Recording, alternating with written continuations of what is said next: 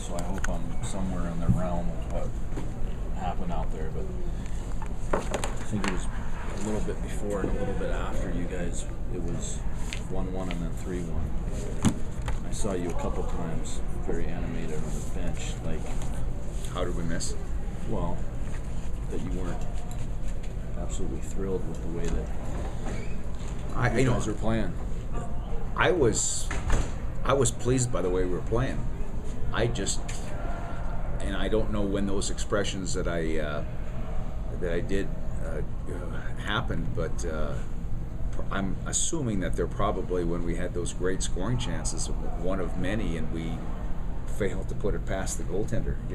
Like Danny DeRemus had that wide open net, and again, I didn't have I got the worst view in the house, and but I know that a lot of people, including Danny, were shaking their head like, how the heck did I miss that one? So I was pleased with the effort. I was pleased with the execution. You can create all kinds of scoring chances, and sometimes, the goaltender just robs you, and over again. And that was my fear, as in the dying seconds of the first period, that all of a sudden we're going to come out of here really playing well and have had all kinds of scoring chances and really giving them nothing, and there's really nothing to show for it on the scoreboard. Fortunately, we scored, twice in the last week. The big power play goal to put us up 2-1, and then obviously Ostro come back and scoring again. So that was huge for us. But obviously Anchorage is not a very good team. Were you afraid that perhaps your guys were going to pick up some bad habits? I think my concern always is the emotional how the emotions swing in a game like this. You play really well and you give a damn good effort in the first period, and you do all the things you need to do. You've got a way more scoring chances. You've given them very little. You've got way more scoring chances, and you come up empty-handed. That can be frustrating. And obviously, you go back in your locker room if that's the case. You go back in your locker room and you try to regroup and try to say, okay, guys, it's okay. Let's keep pounding away. Conversely, you got the other team going in there. Hey, they just threw everything at us. We came out of there unscathed.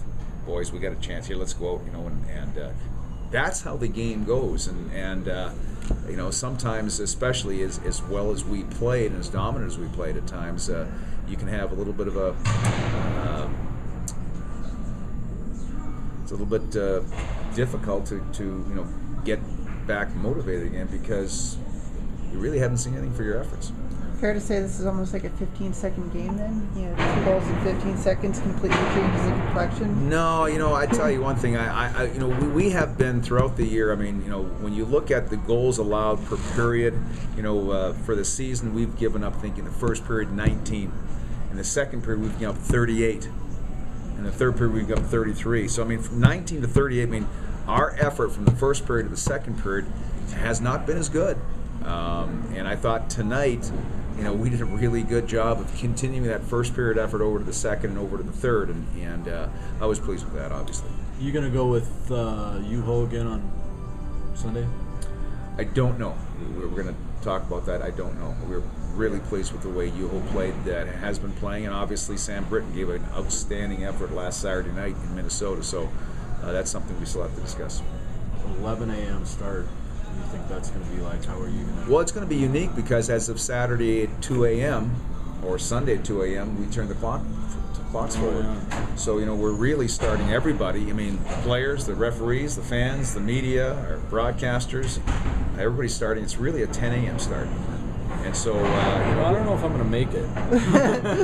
Well, we're going to call it the pajama game. We want everybody to roll out of their bed, into their cars in their pajamas, and come on in here. We'll have hot cocoa and marshmallows. Yeah, but it's going to be a challenge for both teams, because it's going to be unique for both teams.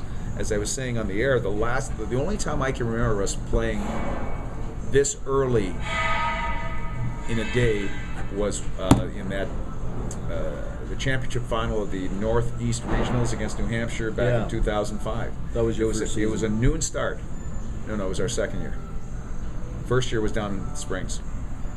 It was the second year after that, 2005. We had to play. We had to play New Hampshire at noon puck drop which was really 10 a.m. Denver time. So I mean, we remember joking that the guys had to get up at 6 to go have their pregame meal at 6:30 a.m. It's still dark out, and they're having pasta and chicken. And Brett Skinner says that's I used to love pasta and chicken, not so much of after that breakfast he had. So, but it's going to be it'll be a little bit unique and different for both teams. But certainly we put ourselves in a position where we control our destiny as far as our home ice, and we'll have a new challenge on Sunday. We're looking forward to it. So what have you